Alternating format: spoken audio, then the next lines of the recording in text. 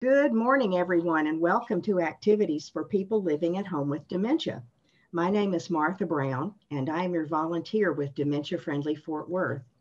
We are proud to offer this series with funding from the Area Agency on Aging and the United Way of Tarrant County. These programs are recorded and are made available for viewing through a YouTube channel for future use. I am your host for today's activities. Our topic today is brought to you by Peggy Spear with the Amon Carter Museum of American Art. Peggy tells us she's going to show us some art about birthdays, and I can't wait to see what she has in mind. Take it away, Peggy.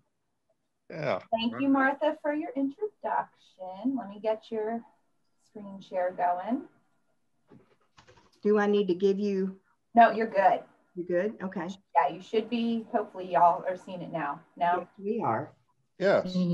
Every week it's a new technical difficulty with you guys. So let's hold on to our hats and see what it is this week. All right, so we'll get it all we're figured doing out. birthdays.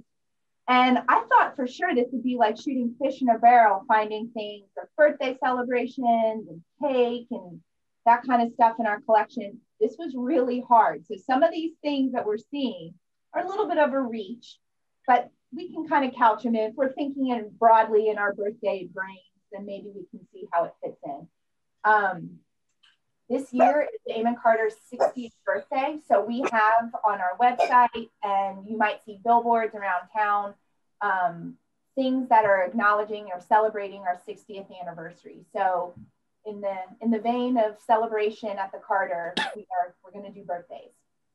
So this was actually one of the only birthday, if not the only birthday image we had in our collection. What do we see? Cake, candles. Cake and candles. Looks like a waiter in a restaurant holding Right a cake. Yeah. Yeah. They come out all singing and clapping, cheering you on. Okay. Kind of like going to Red Lobster or someplace like that. Yeah. Exactly. All right, so we see a man holding a birthday cake with candles. What else? It's a lodge looking place. Yeah. Yeah, it does. We're inside in what kind of looks like a dining hall lodge. Lots of people. They're Lots of people. And it looks a little bit more formal than just a regular restaurant, even though it's a lodge. What makes you say it's a little more? Well, of course, I have to think about it. It's the time frame in 1933. Everybody's dressed up. True. Yes. They wear ties. The guys wear ties. The ladies wear dresses. You know. So okay, so you notice that the date at the bottom. Do you notice the title? Does that give you any clue as to where this dining might be? New Mexico. School of Interior, Los Alamos. Yes, it's New Mexico. Oh. Martha. Whoa. Yeah. That's where they were doing the nuclear experiments. Yes. Yes, this ended up being where the Manhattan Project started. Right. Yeah. But before it became the Manhattan Project, where they were developing the atomic bomb, this was an all-boys school. So the school opened in 1917, and it shut down in 1943 was the last. In January of 1943 was when they handed out the last diploma, and then the Army came in and took it over, and then that became where they were developing the atomic bomb, the first atomic bomb. So, wow. Because the homework found three additional weeks. Is someone saying? I'm sorry, I can't hear you. If you want to. Oh, no. Let me. What is the white blurb? What is the white blurb thingy in the middle? Right here. Out to the back. Or right here. Fireplace. Right yeah. The fireplace. Oh. So they're inside. This is one of the areas of the school. And you can, it says Los Alamos, which is, yes, New Mexico, but you can see some of the traditional decor of a New Mexico house or, establishment. They've got the Indian corn, they've got the dried peppers, an eye dazzler, one of the hand woven tactile, or what is it? Is this a house or a church? This is a school. A school. So it's this is the dining hall for this particular all-boys school. And you can see, it looks like on this side is all of the parents staff. Or yeah, it could be. Yeah. Yeah. And then over here, it looks like it's all of the students. And it looks like several of the boys, particularly in the front here, look like they have scarves, like a Boy Scout type of scarf. They do. This is part of their uniform. And this school, when it was created in 1917, was modeled after Boy Scouts. Okay. So that uniform kind of mimics that Boy Scout uniform. All teenage boys we're seeing here. We're assuming it's this boy's birthday, just because the cake is stopped right in front of him. Should we sing? Say that again? Should we sing? I'll only sing for cake, and I don't think we're getting cake right now. So no. Cake, no sing. Okay, I get it. Darn. But we're getting cookies next week. Say that again? But we're getting cookies next week.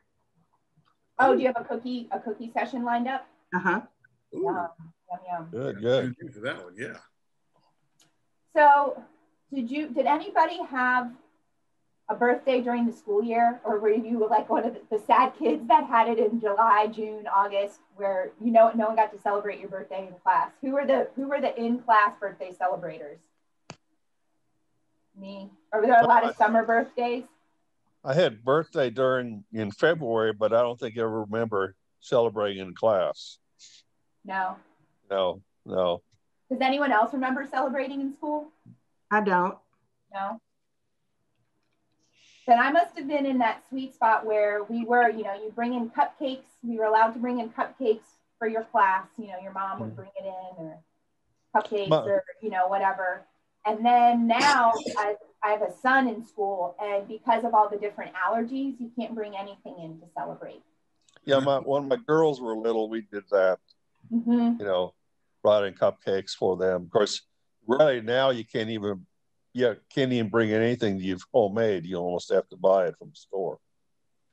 Yeah, and allergies too kind of preclude. Right. Yeah. That. So, but I remember there were kids one of my best friends had an August birthday, and so there was each month right after school started, they got to pick a day they wanted to celebrate their birthday, so they got their 15 minutes of fame. But we were never allowed to light candles, I'll tell you that. Light candles. We didn't realize how good we had it, did we?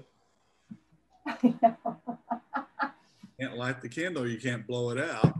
That's the fun part, though. Yeah, David. More wishes. But yeah, I thought this was, this is not necessarily an artistic picture, but Gilpin, we've looked at photographs of hers before. She lived in Colorado, but had developed rapport with the Navajo in New Mexico, and traveled down to New Mexico quite a bit to photograph different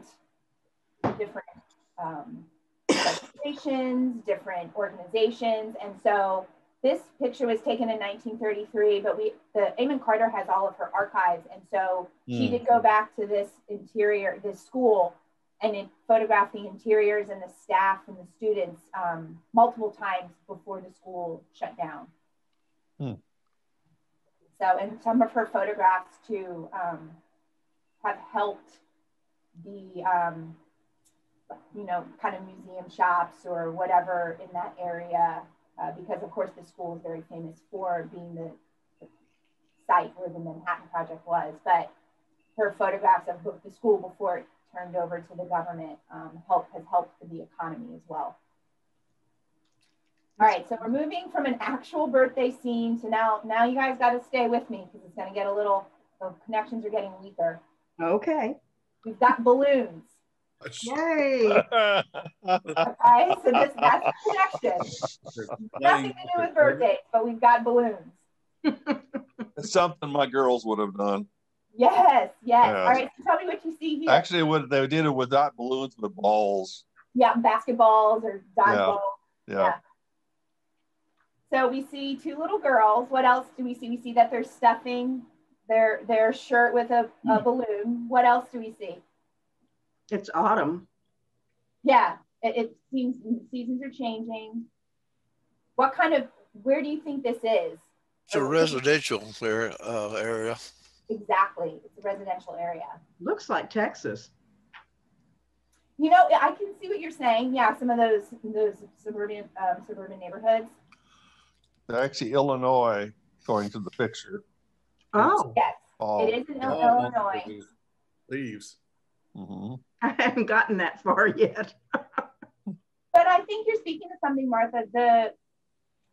You could almost see any kind of city or any, neighborhood community, whether it's Texas or Illinois. There's a relatableness with that type of residential neighborhoody vibe. I wonder if their mother isn't pregnant. Yeah, they're pretending to be pregnant. They're trying to pretend to be just like mom. Trying to pretend. So the photographer's name is Melissa Ann Pinney, and her daughter Emma, she photographed a lot. I think, I'm not 100% sure, this is her daughter Emma, and that's the only child she had. So her mom is not pregnant. The photographer isn't pregnant, I don't believe. But I mean, what I remember doing this with my sister, it's just something funny. And at that age, I'm sure there are friends' parents who were having babies and things like that. So she was probably aware. Mm-hmm. But this photographer, and she's still living. She was born in 1953. She's still photographing. She was really interested and continues to be very interested in photographing everyday lives of girls and women. And that kind of the social constructs of what makes a girl into a female or an adult woman, and how those childlike ideas stay with you as a woman, and how that plays out in social construct. I know that sounds very lofty words, but there's little girls here. This one on the left is on the cusp of adolescence and is stuffing a balloon in her shirt, pretending to be pregnant. But she's not thinking about anything surrounding a pregnancy, anything, what that means to be pregnant, how you get pregnant. It's an innocent childness. She's just playing. Yeah, it just feels like she's playing. But as an adult woman, you're able to kind of see this. She's still a child, but she really is on the cusp of understanding what it means to become a woman. So a lot of her photographs deal with those types of ideas. Girls in two pieces as a child, but maybe on the cusp of being a young woman. So, kind of this idea of what it means to be feminine. The child and the woman is also the woman and the child, and how does that separate itself, if it does or doesn't. And so she grew up Catholic. She was one of, I think, 6 kids, and she had 5 brothers. So her dad was really favored the boys, from what I can understand. And she was determined to make a name for women, or to understand she's a feminist, and understanding what a powerfulness it meant to be a woman. And even as a child, a little girl, you still possess that power of a female. And so she, as a young girl, was really interested in Catholic iconography. So things like Blessed Virgin Mary, saints. She was really interested in reading the lives of saints. That had a lot of impact on her, and what it meant to be a strong woman. So you would never know that Catholic iconography really impacted what her vision of female meant. But here's just a fun, I think it's just a fun picture. It is. Well, they look like they're having fun. Yeah. And if you have a sister, or if you have daughters or nieces, you've probably seen a scenario like this play out. Yeah. It's all the pretend world. Yeah, total pretend world. Yeah. Mm-hmm. And so it's only, as older, like we said, we're able to kind of play out the implications of what it means to be pregnant, but there it's just play. And this photographer, would take a lot of pictures in her neighborhood at family gatherings. So there was an everyday relatability to her pictures that you could see as a female, or, you know, someone who has children or a wife, you could see the relatability to it. So this is a fun one. Again, loose connection to birthdays, but balloons. The next one, this is straight up birthday, but we have almost no information about this particular artwork. Wow. So what do we see? A lot of kids. A lot of kids. You think they're all, is that one family? We don't know. Okay. My guess would be no. Yeah, I'm not too. There's too many kids close in age that I couldn't imagine 4 kids coming at once. I mean, crazier things happen, but maybe cousins. Cousins, yeah, I'm sure they're related. Do they seem happy, or do they seem pretty serious? Kind of serious.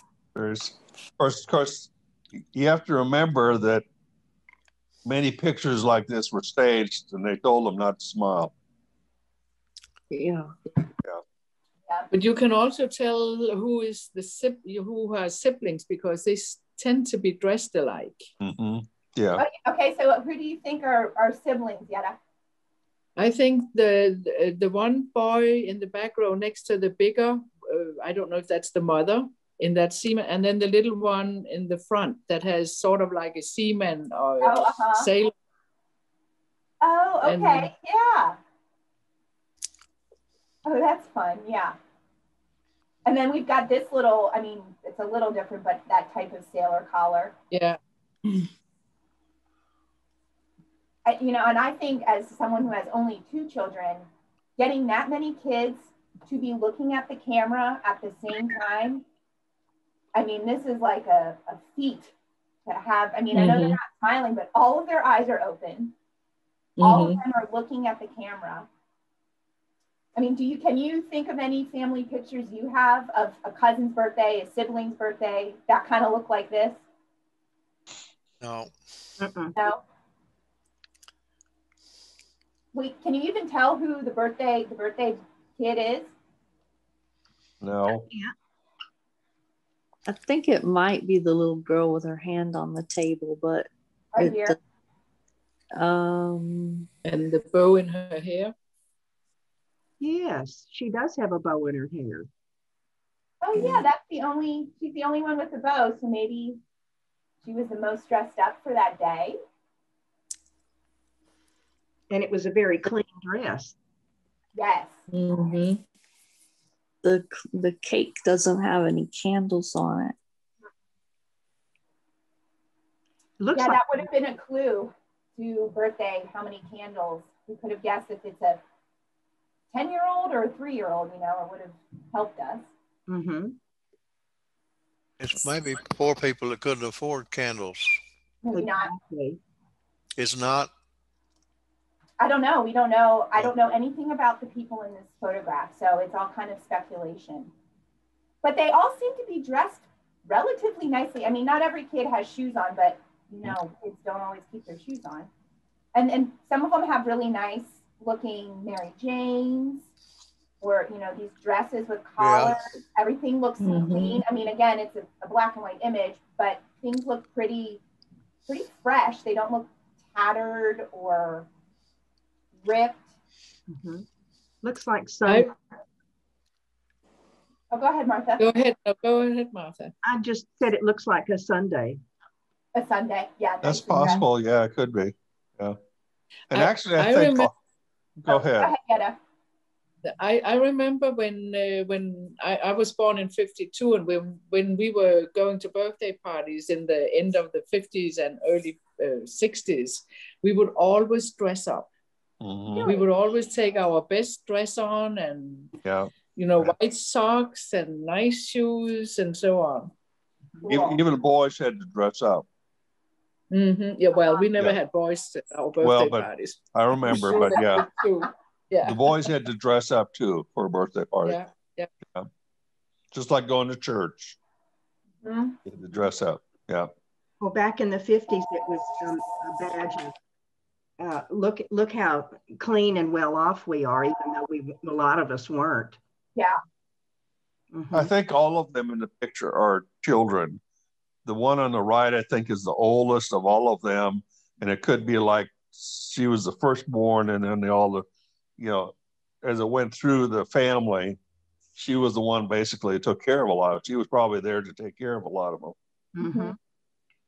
Yeah, that could be really true. And it is, you're right, it is all children, although, again, when a title is in the parentheses or the bracket like that, it often is an assigned title. It was not what the artist, and we don't know who the artist is, to title it, but everybody is identified as a child. So I think you're right that it's all children, some older children, but all children nonetheless. And the oldest one has the prettiest face. She has a smile on her face. She's happy to be there. Uh-huh. I know. Look at this sad mug right here. Yeah, he's not happy. Somebody told him to hold on and stay still. Yeah. My guess is look, he's probably out having a time playing, no shoes on. His little John is about to fall off. He's probably like, I don't want to stop playing. Uh-huh. But this, I don't think I said, but we don't know really anything about this group, but this was taken in Kansas. So this is a family or a community in Kansas that posed for this photograph. Oh, wow. Interesting that the house is so far off the ground. So don't you know they had a cellar? Huh, okay. Well, not necessarily, because some of the houses are off the ground and they're just an open space underneath it because they're on piers. Yeah. Yeah. And then I'm not sure what this, you might see the number marking at the top of the image. My hunch is that that was an accession number when it belonged to a different collection at one point. That is not the accession number or the number we give it in our catalog. So I'm not 100% sure what that number is, if you were wondering. Oh, go ahead. I did wonder. Yeah, I don't know. Then there was nothing in the catalog notes that explained what that number is. So to me, it was probably just someone else keeping track of this image in their own system. I want to look at the piece of furniture that they're holding on to. That's pretty. It's gorgeous. It doesn't quite look like a chair, but it doesn't quite look like a table either. Could that have been? So I think it's a stool that might go with a vanity or something like that. It's a low back. You can see under the napkin, there is a cushion. So it wasn't meant to be a table, but to what it actually belongs to, I don't know. Mm-hmm. It was probably the only piece of furniture that was low enough where they could get all the kids in it with the cake in front of it. That's a good point. And this is like a pandemic celebration. Everybody's outside, no one's inside. Because with a regular chair, the back would see so high you would see all of the kids. Yeah, and it's easy enough to carry out of the house. Yeah. Exactly. Lightweight enough. Peggy, thank you. I've got to run. I've got another call. All right, I'll see you next week. Thank you again. This was wonderful. The rest of you folks, I will see you tomorrow. Jeopardy tomorrow. Yeah. Thank you. Okay, bye-bye. Bye-bye. All right, we've got one more photograph. And again, who knows if it's a birthday, but it's a portrait of Susan Bailey with presents. So what's a birthday without some presents? What do we see here? She's in the park. In the park? A house in the background, so it could be the woods. Oh yeah, uh-huh. Opening a birthday present. Birthday present, yeah. It doesn't. Such restraint for a child. It seems she's being so delicate the way her fingers are very gentle on the package. Mm-hmm. About how old do you think this little girl is? 3 or 4? Yeah, I would think around there. So we've seen pictures before from Corcoran. you can think back to Christmas when we did our Christmas talk. It was the little kids in front of the Christmas tree.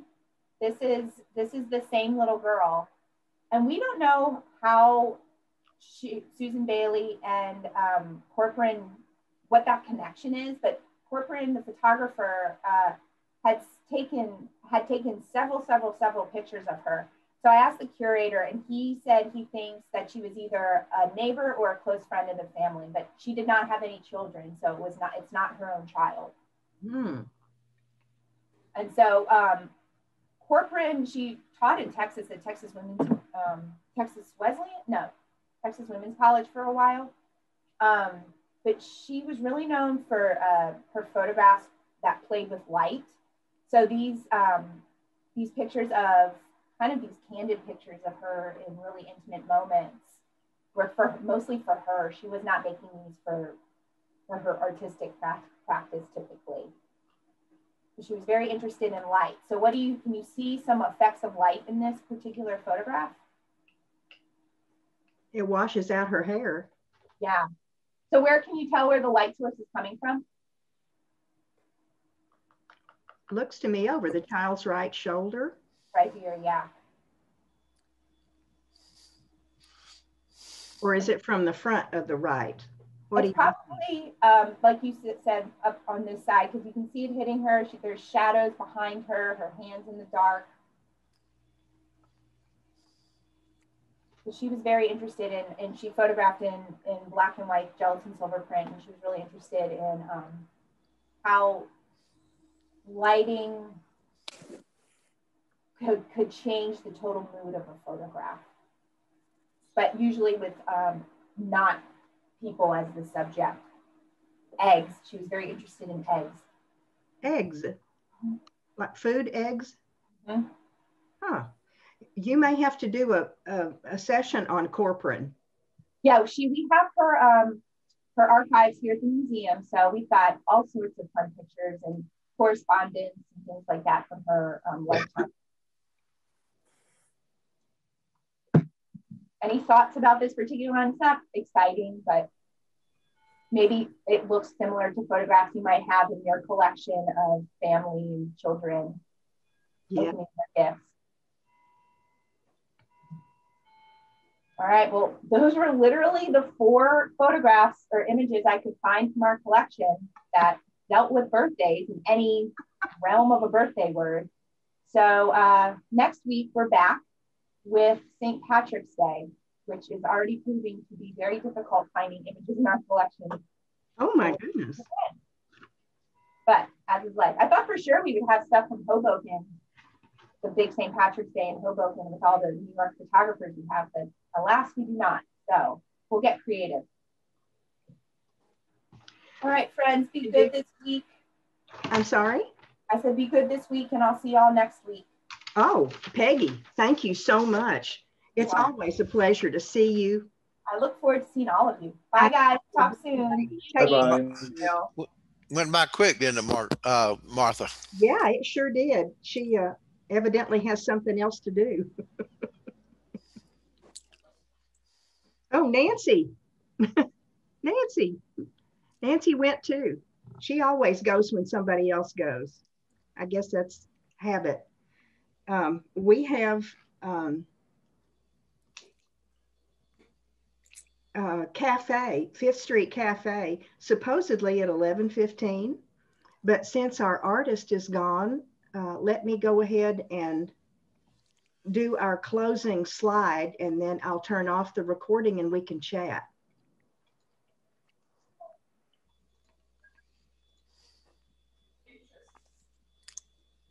Okay, tomorrow we are going to have Jeopardy, and we will have 2 games of Jeopardy that I've chosen from the hundreds of thousands in the Jeopardy labs.